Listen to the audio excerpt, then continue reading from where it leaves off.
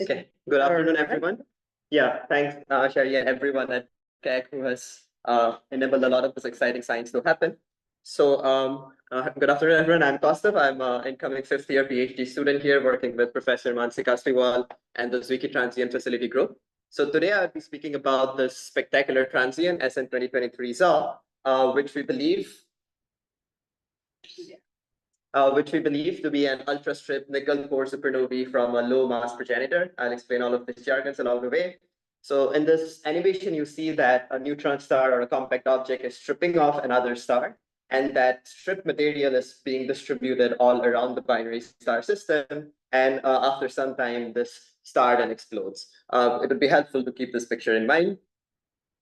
So I'll start out with what is a stripped envelope supernovae. So Kishale did touch upon this in his talk yesterday. As the name suggests, stripped envelope supernovae are those stars whose outer envelopes have been stripped at the time of explosion.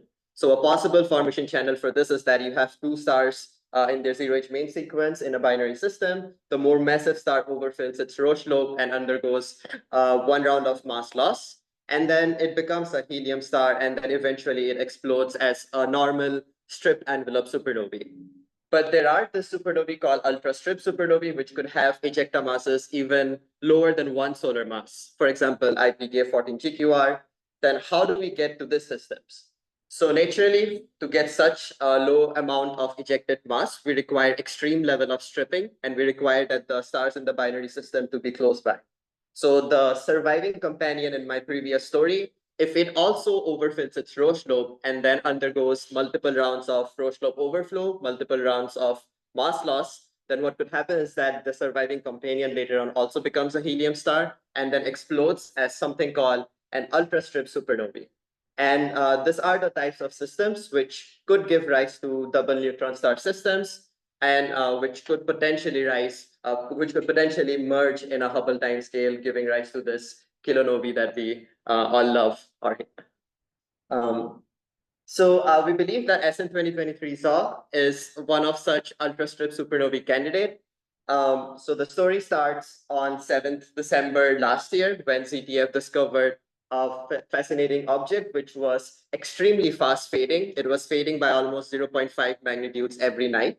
It was also kind of red without extinction correction early on, and naturally got all the kilonova community excited. We tried to throw all our telescope time to get some spectra of this to understand what this is. There were various kinds of theoretical speculations of what could give rise to such a subluminous fast-fading transient, especially based on the early 8 days of photometry. So is it a compact object merger? Is it something called a 0.1A supernova? Is it something called electron-induced collapse? Is it a strip electron capture supernovae? So to solve this mystery, we obtained, as I already mentioned, the Keck spectra that we obtained was very critical in trying to solve the origin story of this. So to again highlight the point of how unique this object was, so in this plot, I have on the y-axis the absolute the intrinsic brightness of all the transients, all supernovae discovered with ZTF. All the different shades are basically different subtypes of supernova discovered with ZTF. And on the x-axis is the evolution timescale. And you can see that in the red cross 23 ZA lies kind of in a lonely corner, being very fast evolving as well as subluminous. So in fact, the only other subluminous transient faster evolving than this is GW817 0817. So to solve the mystery, we tried to obtain multiple spectrum. In fact, the first classification spectrum that we got was the first classifiable spectrum that we got was the one we took with the Keck Cosmic Wave Imager. We saw that there were some very broad helium-1 emission lines at velocities of roughly 12,000 kilometers per second. So we classified it as a normal type 1b supernovae, which basically implies that the star lost its outer hydrogen envelope at the time of explosion. I'll also highlight some of the other interesting things that we got from the Keck spectra that we took. We saw that this object showed very strong calcium near-infrared triplet lines as early as 2 days post-explosion. We also see that there's some redshifted component of the helium-1 emission line, indicating that there's probably some asymmetry in the eject hour explosion. The most interesting part of the spectra was that when we followed it up with the low-resolution imaging spectrograph around 30 days after explosion, we saw that narrow helium-1 lines had started to emerge. So narrow helium lines in the context of supernova implies that there's possibly some interaction of the supernova ejecta with the circumstellar material around it. And very interestingly, we did not see this interaction signature in the first 30 days, but we only saw it when we got a LRIS spectrum at 30 days after explosion. So what are the possible scenarios which could potentially explain this interaction signatures at late times, but not early on? One is that in the video you saw earlier, when you have this binary mass loss, it's possible that the mass that was lost is distributed in a spherical distribution at some distance from the binary system. And it takes around 30 days for the ejecta to crash into that circumstellar material and for us to see the interaction. Another likely scenario, which I slightly favor a bit more, is that for this binary star systems, it's likely that the mass that was lost is distributed in a torus-like distribution around the binary system. And depending on the angle that you were looking at, initially you could be looking at just the broad component of the ejecta at around 10,000 kilometers per second. And over time, as the photosphere recedes, you can now probe the interaction region with accelerated CSM of around 1,000 kilometers per second. So to further demystify what this object was, we analyzed the host environment of the spectra that we took with the KCWY. And as you can see, in the red circle is the location of 23 ZA. It's very close to a star forming arm, and the star formation rate. So we used the KCWY spectrum to get the star formation rate as well as the measure of the extinction. And based on the star formation rate, we feel that it's probably favoring a massive star origin, but we of course cannot rule out a compact star from this.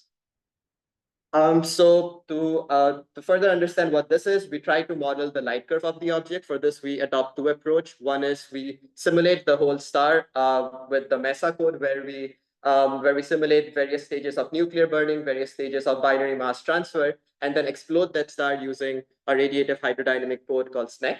We also used analytical modeling with the standard supernova power expressions, and both of them give rise to the same value, are kind of consistent, and give rise to the fact that the ejecta mass of the supernova is just around 0.5 solar mass, consistent with it being an ultra strip supernovae. And more interestingly, we get a nickel mass of just 0.002 solar mass. It's the lowest nickel mass seen in any stripped envelope supernovas seen so far. You can see here. So you can here are all the standard normal type 1 BC stripped envelope supernovae from the Carnegie Supernova Project. And again, 23 ZA lies in a lonely corner with extremely low nickel mass and low ejecta mass.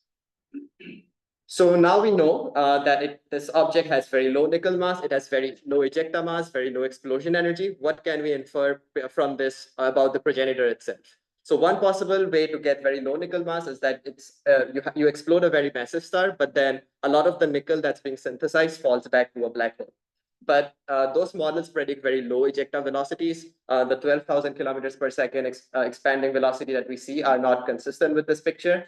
The other more natural explanation is that it's basically like the progenitor is in the lowest mass end of core collapse regime, around 7.5 to 9 solar masses, and different simulations, including our MESA simulation of a 2.5 solar mass helium star, as well as other supernova 2D and 3D codes, are consistent with this picture that this is an explosion of ultra strip core collapse supernovae with a progenitor in the 7.5 to 9 solar mass regime. There are a couple of questions that I'd like to highlight. So one is, progenitors in the 7.5 to 9 solar mass regime are supposed to be 30 to 40% of all massive stars that explode. A lot of them, or at least 100% of them, are supposed to be in binary stars, with a lot of them that should be interacting. And it's likely that this star should end up with explosion that looks like this 23 ZA object with low nickel mass, low ejecta mass. But this is only the second such supernovae that we found in ZTF so far, over 6 years of the survey. And then there's a natural question, why are 23s all like transient so rare? The other thing I would like to point out here is that in the black line here, you can see the distribution of nickel mass for hydrogen-rich supernova whose outer envelopes has not been stripped off. And you can see the similar distribution for stripped envelope supernovae. So it's seen observationally that the nickel mass synthesized in stripped envelope supernovae is much higher than stars which outer envelopes has not been stripped. While there have been a few explanations that have been given to explain this puzzle, but one likely explanation that could solve both of these puzzles is that 23 Zoll-like objects are very hard to discover, because if you are stripped and if you have low nickel mass, you are both fast as well as faint, making it very hard to discover and follow up. It's most of the time it's only possible to do follow up with big telescopes like Keck. So we definitely need a lot more of this events to figure out both of these puzzles. Another thing I would like to highlight here that I'm excited about is that we have a Chandra proposal to try to observe the birth of a compact neutron star binary. The idea is that this nascent neutron star binary system is supposed to be ultraluminous in X-rays, and detecting X-ray from the system could provide the first direct evidence of the birth of a compact neutron star system. So stay tuned for that. So I'd like to end with my summary slide. So 23 ZOL was a spectacular object, with it being very subluminous and the fastest subluminous supernova that we saw. It had signatures of interaction, which was not there for the initial month, but we saw later on.